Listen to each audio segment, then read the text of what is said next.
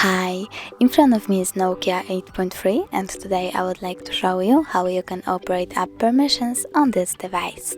Start by opening Settings, now choose Apps and Notifications, choose Advanced and tap on Permission Manager.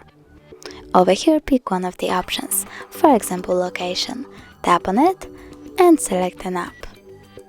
I will go with Phone, so I have to click on it and pick one of the options.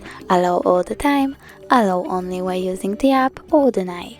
I will go with Allow all the time, so when I go back, I can see that Phone gained access to my device location. Thanks so much for watching. If you enjoyed this video, don't forget to leave a like, comment and subscribe. Bye!